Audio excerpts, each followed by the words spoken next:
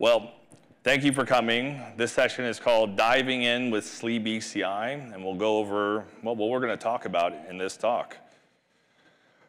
I know there's a lot of you in here. It's the last talk of the conference, and there's some need to actually speed this up, so I'll do that. Here's our agenda. We will do a quick introduction of who I am, what SLE BCI is, why we did SLE BCI, some of the types of BCIs. There's a lot of BCIs, and we'll go over actually what BCI means.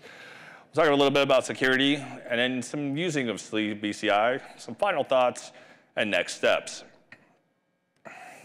But before we begin, a bit of an introduction. This is not me. I know it looks like it, but this is not my last name. My name is Robert Sirchia. I am the head of community evangelism here at SUSE. It's S-U-S-E, it's pronounced SUSE. I run our DevRel department. I have been in technology for over 20 years, mostly as a developer, and now I lead up a DevRel team. So let's talk about what SLE BCI is. SLE is an acronym for SUSE Linux Enterprise, and BCI is base container images. And these are the same containers that you build and run applications on and deploy to the cloud or to Linux itself.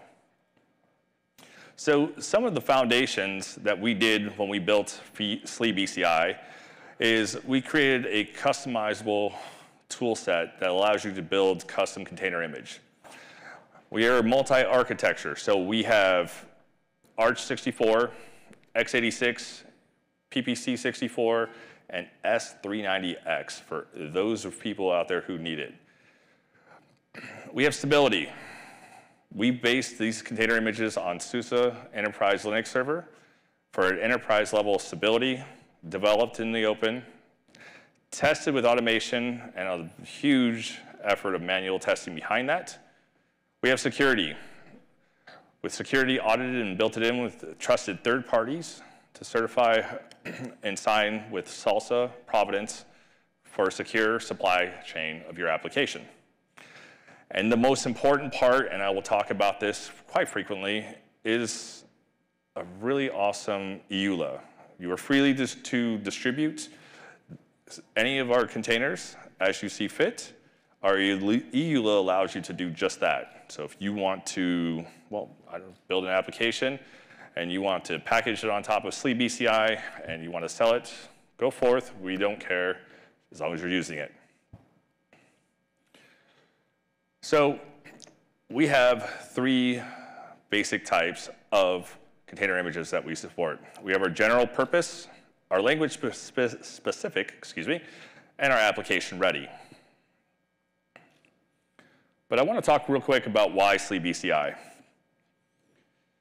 Well, for us, we actually needed some base container images for our products. Rancher was running on Alpine, and if we felt the need to move Rancher to run on a container image built upon SLE. And we also use our own container images to build applications that run directly on SUSE Linux Enterprise. And we'll talk about that a little later when we talk about some of the use cases for it, but that's why we built it. But the foundation for that is, well, more importantly, we wanted to give people the freedom to choose a new and different container image that's built with SLE and give you the public some options. So let's talk about general purpose BCIs. We have 5 BCIs that we'll be talking about. The first one is BCI init. Approximately 154 megs.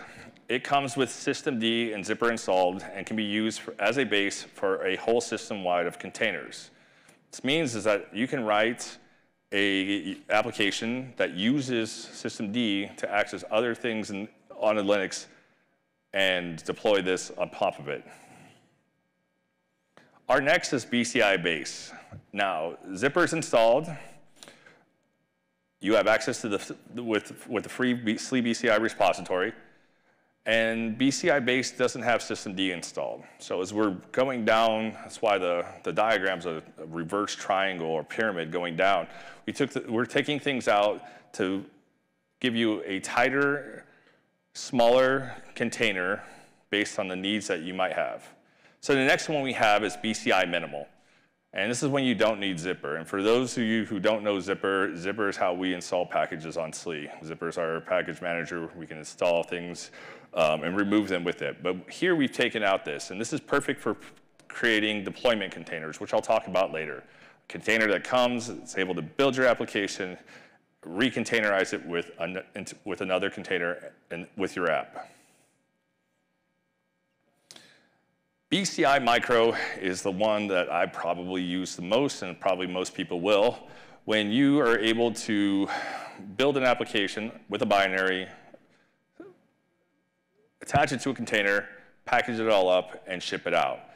It's very small, at 26 megs. It does not have RPM, it does not have Zypper, and it's great for that. I have a binary, I want to package it all up, ship it as is. And for an automotive use case, and there's a few others out there, we have our BCI Busy Box, and this is when you need the smallest, little glitch there, when you need the smallest size possible, and this has no GPL v3 licensing software on it, but it has all of the Busy Box project software installed. And it's an approximate size of 13 megabits, which is ridiculously small in my opinion. So from a support matrix, this is what it looks like.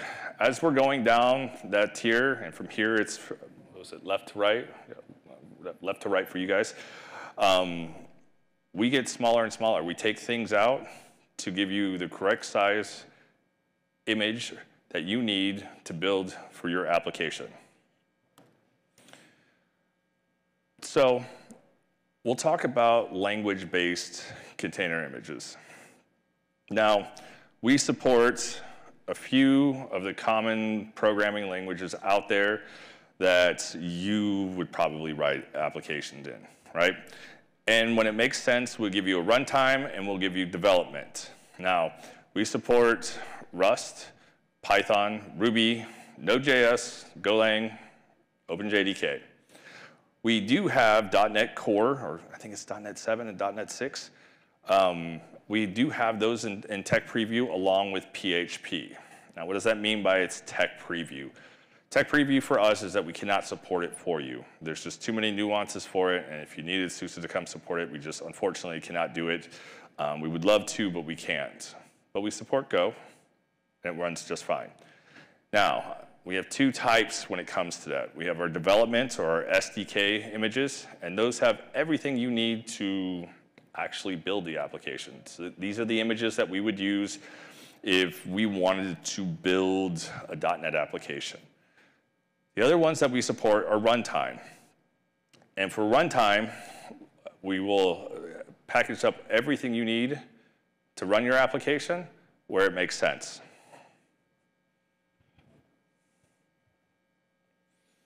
So we also support a few application ready with Nginx, PostgreSQL, OCI container OCI container registry, and PCP, which is Performance Copilot.